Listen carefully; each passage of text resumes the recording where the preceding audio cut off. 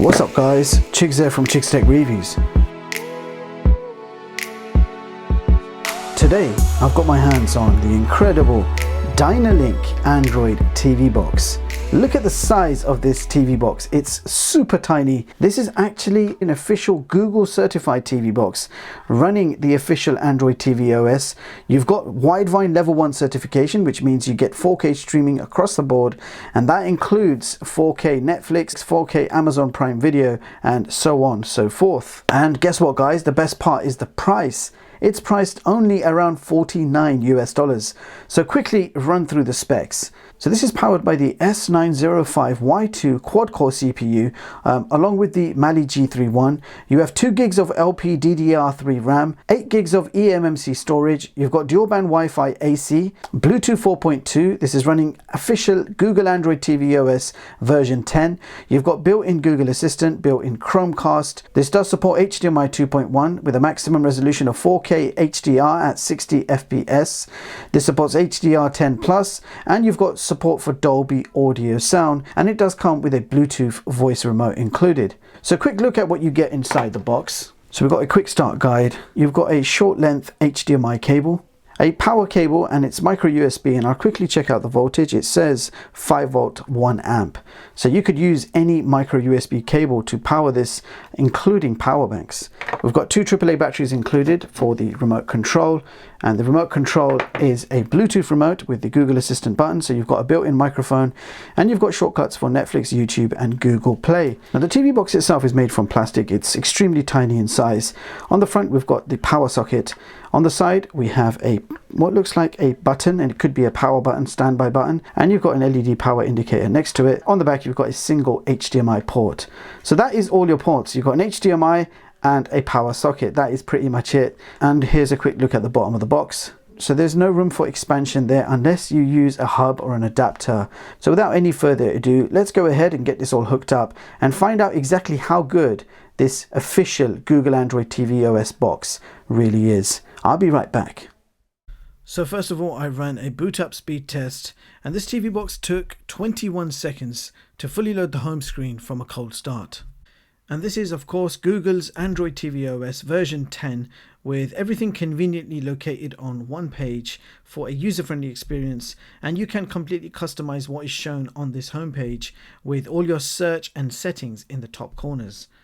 Now first of all, if we head over to the main system settings, go to device preferences and check out the system storage info, you will see that this box has 8 gigs of internal storage, from which you have 3.5 gigs free to use. And if we have a quick look in about, you will see that this box is running Android TV OS version 10. Now this box is running official licensed ATV, which means you should have a fully working Chromecast and Google Assistant. So I'm going to go ahead and grab my smartphone and try casting a video straight from YouTube.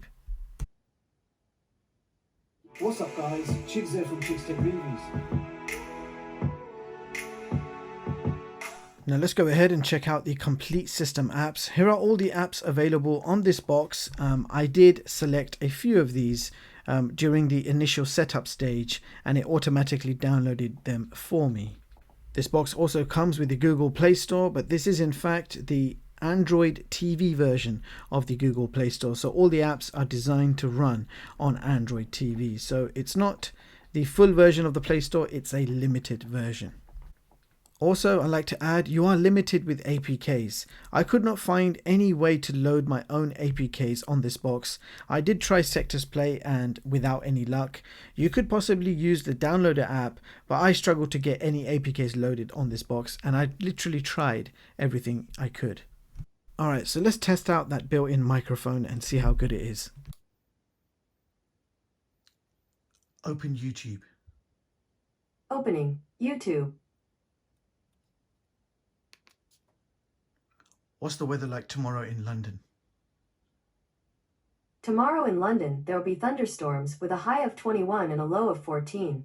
Okay, so moving on to the YouTube test, and you can stream a maximum of 4K on YouTube.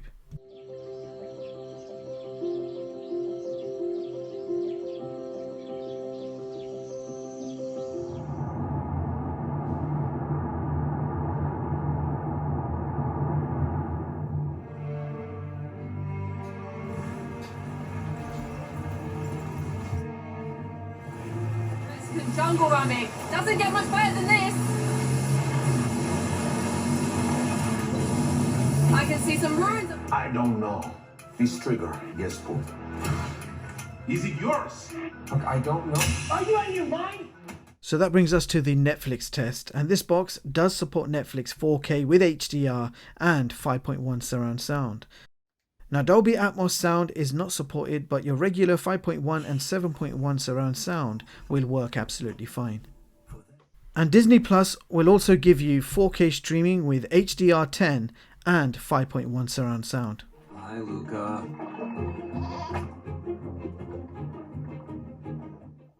And Amazon Prime Video also supports 4K HDR streaming with no issues at all. Alright, so let's move on to some gaming, beginning with Crossy Roads.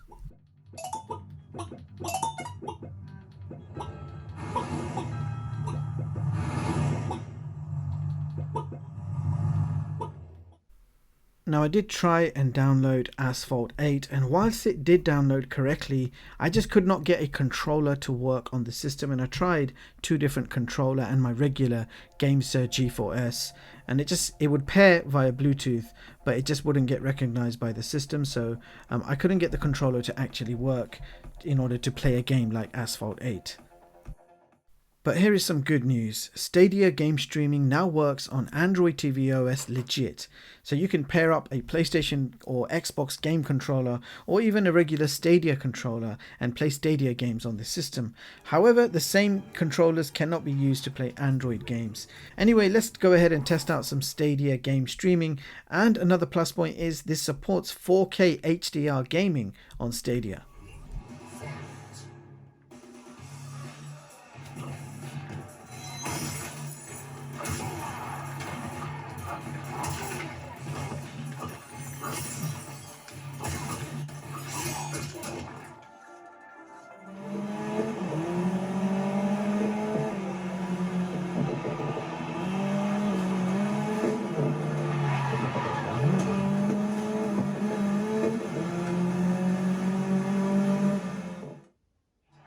In the football world has been longing for. Millions will be watching around.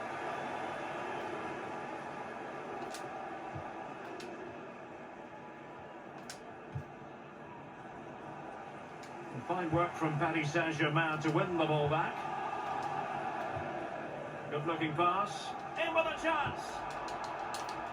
The goal then for Paris Saint-Germain, the first one of this Champions League final. Oh, they've got the noses in front. Can they stay there?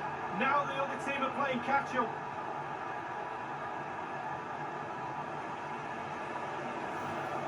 Well, as we see again, that's how to score goals. Get the ball into the box from wide areas. And I bet he can't believe the time and space he's got to simply... So for you advanced users, DRM Info shows Google Widevine Level 1.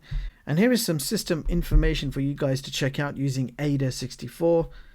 And finally, in the Wi-Fi speed test, we got download speeds of 62 megabits per second and upload speeds of 19 megabits per second.